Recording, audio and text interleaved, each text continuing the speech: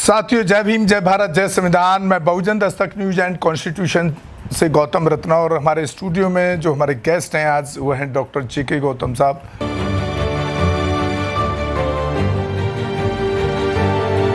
बहुजनों की आवाज़।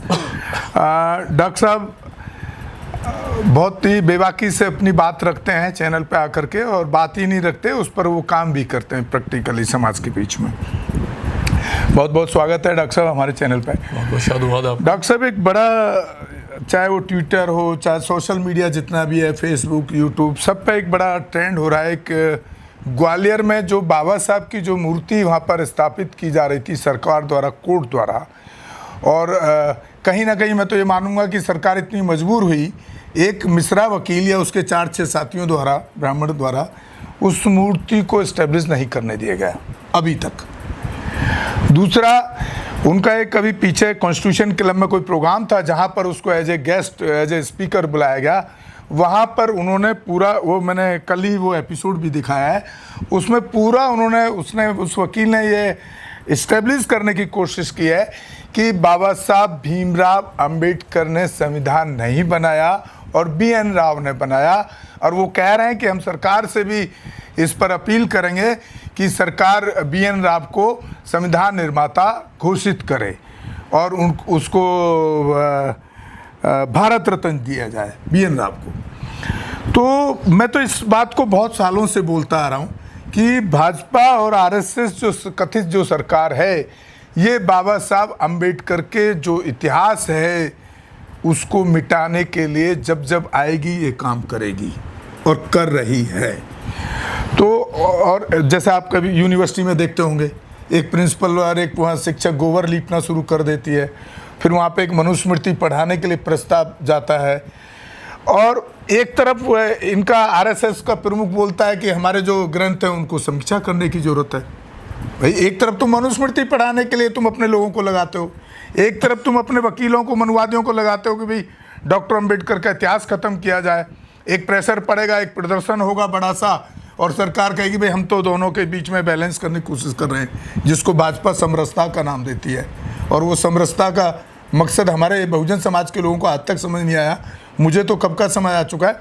वो समरसता इस तरह से होती है, इस तरह से समरसता को पैदा किया जा रहा है कि जैसे कहीं बलात्कार हुआ, उसी के परिवार के खिलाफ किसी दूसरे से केस लगवा दो ताकि वो बेचारा डर के मारे चुप बैठ जाए, क्योंकि वो तो जेल जाने को झेल नहीं सकता है, ना कोर्ट को झेल सकता है। तो ये इनकी समरसता है मेरी नज़रों में। आप किस तरह देख रहे हैं जो इस तरह के देश में हालात हैं, और हमारे जो एक्टिविस्ट हैं, हमारे जो नेता हैं, वो कहाँ, क्या लग रहा है आपको, क्या वो इस सिस्टम से नेता या हमारे एक्टिविस्ट या हमारे एडवोकेट लड़ने की स्थिति में हैं?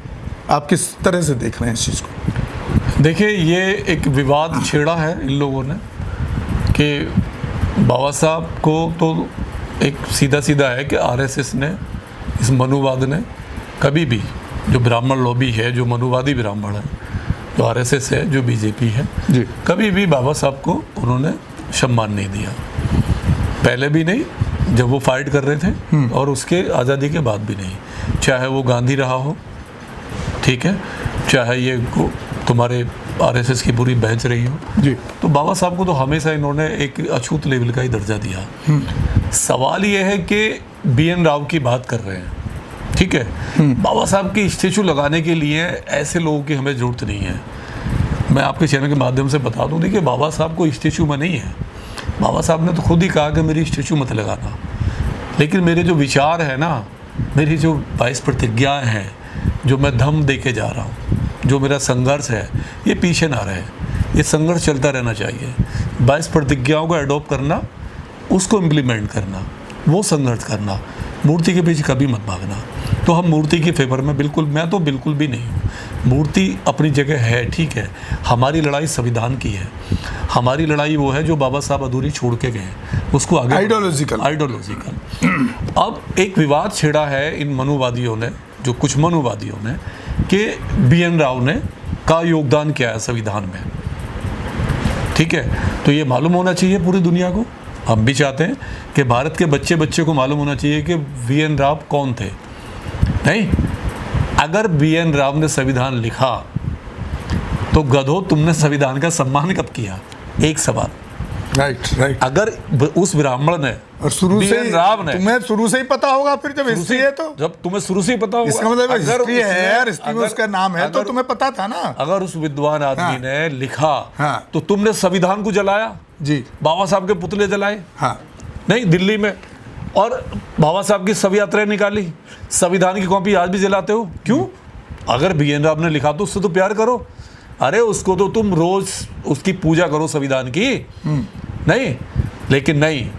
और डॉक्टर साहब, किसी थाने में आज तक भी कहाँ कौन से एक्ट लागू होते हैं? किसी थाने में नहीं दिखते मुझे, जहाँ बिल्कुल। खासतौर से जहाँ ये सवाल ये- मनुवादियों की सरकार है। सवाल ये है कि BN राव कौन थे? देखिए, जब देश संविधान बनाने की प्रक्रिया में था तो एक संविधान सभा का गठन हुआ। संविधान सभा के जो प्रेसिडेंट थे वो डॉक्टर राजेंद्र प्रसाद थे, देश के पहले राष्ट्रपति। संविधान सभा में उस टाइम पे 300 प्लस मेंबर थे। 300 प्लस मेंबर ने डॉक्टर राजेंद्र प्रसाद को अपना संविधान सभा का अध्यक्ष चुना। डॉक्टर राजेंद्र प्रसाद ने फिर समितियां बनाई, 22 समितियां बनाई संविधान को लेके। 22 समिति में एक समिति ऐसी थी, ड्राफ्टिंग कमेटी, जिसका चीफ एक सुर में पूरी उसने संविधान सभा ने बाबा साहब को चुना। जी, प्रारूप समिति जो ड्राफ्टिंग, प्रारूप ही तो मेन हो गया कि प्रारूप कौन बना रहा है। प्रारूप कौन बना रहा है, हाँ, उसमें क्या होगा, उसमें सजेशन हो सकता है, कुछ लोगों के रहे होंगे, वो अलग चीज है। 22 समिति में एक समिति ऐसी थी जो बाबा साहब जिसके उसके ड्राफ्टिंग कमेटी के चेयरमैन बने। अब उसमें बची 21 समितियां। 21 समिति में ऐसी थी वो समितियां जिसके नेहरू जी 4 समिति के प्रेसिडेंट थे और पटेल 3 समिति के प्रेसिडेंट थे और राजेंद्र प्रसाद 4 कमेटी के मतलब वो थे प्रेसिडेंट थे समितियों के। और जो BN राव थे ना, मैं बता दूं आपके चैनल के माध्यम से, BN राव 17वीं कमेटी जो समिति थी, संवैधानिक सलाहकार समिति, उसके प्रेसिडेंट थे। यानी जो 4 समिति का प्रेसिडेंट था, जो 3 समिति का प्रेसिडेंट था, जो 5 समिति का प्रेसिडेंट था, उसका कहीं नाम नहीं है। उसने कभी दावा नहीं किया कि संविधान का मैंने श्रेय ले रहा हूं। लेकिन एक BN राव, जो जब संविधान लागू हुआ देश में और बाबा साहब ने वो पार्लियामेंट में संविधान सौंपा नेहरू जी को, पंडित जी को, ठीक है, पटेल को, जगजीवन राम जी को, नहीं, कलाम जी को, मौलाना अब्दुल कलाम जी को, तो उस टाइम पे वो अमेरिका में थे, भारत में नहीं थे, अमेरिका में थे। और जो ड्राफ्टिंग कमेटी की जो मेंबर्स थे ना, 7 मेंबर थे टोटल, बाबा साहब को छोड़ के। बाबा साहब तो चीफ थे उसके, जो 6 थे ना, वो 6 में से केवल एक ने बाबा साहब का सपोर्ट किया।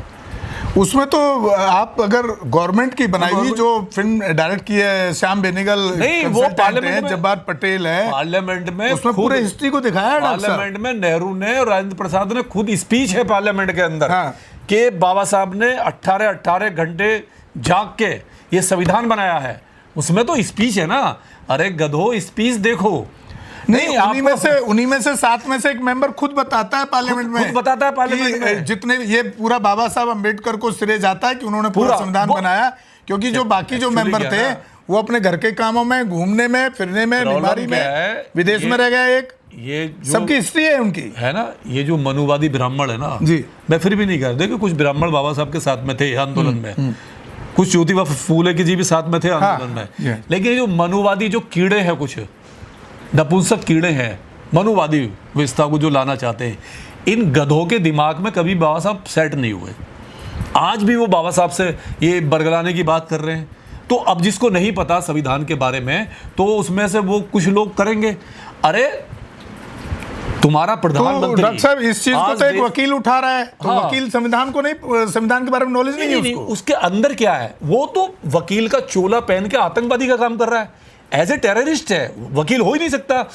वकील वो संविधान के दायरे में रहने के काम कर, उसने जो पढ़ाई की है, जो LLB की है, वकील एडवोकेट बना है, वो संविधान के दम पे बना है, डॉक्टर बी.आर. अम्बेडकर बाबा साहब के संविधान के दम पे, उसकी औकात नहीं है। नहीं तो लॉयर कोई डेजिनेशन ही नहीं, लॉयर का अगर मतलब ही नहीं होता में उसका रोल नहीं दिया जाता तो बिल्कुल बिल्कुल मतलब ही नहीं होता। और जो विरोध कर रहे हैं ना, जो विरोध कर रहे हैं वो एक बहुत ही एक नालायक लोग हैं। वो पहले भी विरोध करते थे, आज भी विरोध कर रहे हैं, आगे विरोध करेंगे। और वो कहीं ना कहीं बी.एन. राव की जो ना जो कहीं क्रेडिबिलिटी रही होगी, थोड़ी बहुत रही होगी, उसको भी धूमिल कर रहे हैं, उसको भी धूमिल कर रहे हैं ये लोग। तो ये और सीधा सीधा है, सरकार है, संविधान दिवस मनवाती है, पार्लियामेंट में चर्चा कराती है, नहीं हर साल ये लोग जितने भी हैं सारे लोग सैल्यूट करते हैं। पूरी दुनिया में बाबा साहब एक आइकॉन है। अभी जर्मनी में बहुत बड़ी स्टेचू लगी है बाबा साहब की, और अभी यहाँ पे तुम्हारी चाइना में बहुत बड़ी स्टेचू लगने वाली है, वो काम हो रहा है। दुनिया की सबसे बड़ी स्टेचू चाइना लगा। पूरी दुनिया में बाबा साहब को सैल्यूट करते हैं। क्यों? क्योंकि बाबा साहब ने संविधान के रचयिता हैं, बाबा साहब आइडियल है। तो ये जो मनुवादी लोग हैं, ये तो ना तो पहले जानते थे बाबा साहब को, माना कभी ना, आज मानेंगे ना आगे मानेंगे, मुट्ठी भर लोग हैं। लेकिन डॉक्टर साहब आप इनको मुट्ठी भर कैसे कह रहे हैं? ये जो साजिश है ना, ये पूरा आरएसएस की साजिश है, मैं ऐसा मानता हूँ।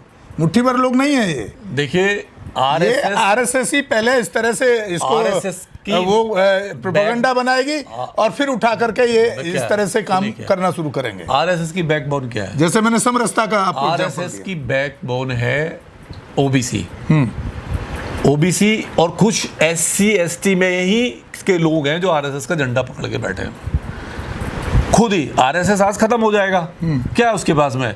उसकी बैकबोन तो ओबीसी है, बैकबोन तो यही है, इन्होंने झंडा दे रखा है उसको। आज जो बीजेपी में इतने सारे बैठे हुए हैं, सांसद बैठे हुए हैं, क्या उनको पता नहीं है? क्यों नहीं पार्लियामेंट का सेशन बुला रहे? क्यों फांसी की मांग नहीं कर रहे उनको?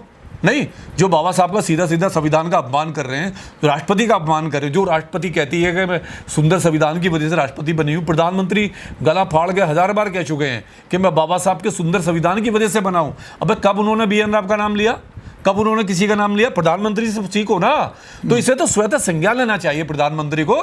जो ऐसे काले कोट वाले आतंकवादी बैठे हुए हैं किसी भी कोर्ट में, इनको फांसी की सजा होनी चाहिए, क्योंकि ये देश के खिलाफ है, ये संविधान के खिलाफ है। अगर आप संविधान के खिलाफ हो और संविधान निर्माता के खिलाफ हो तो आपसे बड़ा तो कोई आतंकवादी नहीं है, और आपकी तो सजा फांसी है, जेल है आपके लिए तो। अच्छा डॉक्टर साहब एक बात बताइए, क्या इसमें इनको इस जो ये पूरा घटनाक्रम जो बनाया है, क्या इसमें इनको कामयाबी मिलेगी? अरे क्या बात कर रहे हो? कल को ये गधे ये कहने लगेंगे ये ताजमहल जो है शाहजहां ने नहीं बनाया, नहीं ये सावरकर ने बनाया, तो दुनिया थूकेगी नहीं इनके मुंह पे? क्या बात कर रहे हो? वो तो इसमें तो कामयाब हो रहे हैं ना। अयोध्या इसका उदाहरण है। मैंने कहा नहीं, जो मैंने कहा नहीं, बौद्ध स्थल था। ताजमहल जिसने बनाया वो उसी के नाम से रहेगा, दुनिया उसी के नाम से जानती है। लाल किला मुगलों ने बनाया है, गॉडसे ने नहीं बनाया। कल को कहने लगे कि लाल किला कुतुब मीनार जो है वो कुतुब मीनार कुतुबुद्दीन ने नहीं बनाई, वो तो इनके चाचा ने बनाई थी। नहीं तो दुनिया मानेगी क्या? ये वो लोग हैं, एक जहर है, इनको एक जहर डालना होता है, नहीं समाज में जहर डालना है, फिर उसका जो ना रिएक्शन क्या देखते हैं। तो अभी जो उसका जो रिएक्शन आया ना समाज में, अब हमारे जैसे लोग, बहुत सारे लोग हैं, एक्टिविस्ट हैं, बता रहे बी.एन. राव कौन है, क्या करते थे, नहीं तो और दोबारा से मालूम हो रहा है लोगों को। चलिए बहुत बहुत शुक्रिया डॉक्टर साहब, आपने बहुत तथ्यों के साथ इस मुद्दे को रखा और हमारे जो व्यूअर्स हैं उनको भी एक अच्छी जानकारी दी आपने, उसके लिए आपका बहुत बहुत धन्यवाद। और आप हमारे चैनल, दोनों ही चैनल को, बहुजन दस्तक न्यूज़ एंड कॉन्स्टिट्यूशन को ज़्यादा से ज़्यादा शेयर करें, सब्सक्राइब करें, हमारे फेसबुक पेज को भी ज़्यादा से ज़्यादा शेयर करें, इंस्टाग्राम को भी शेयर करें, ताकि हम इस तरह के मुद्दों को आप तक ला सकें, और हो सके तो एक छोटा या जितना हो सके उतना एक आर्थिक सहयोग भी करें चैनल को। इसी के साथ मैं आपसे विदा लेता हूँ। जय भीम, जय भारत, जय संविधान, नमो बुद्धाय। धन्यवाद साथियों। हमारे चैनल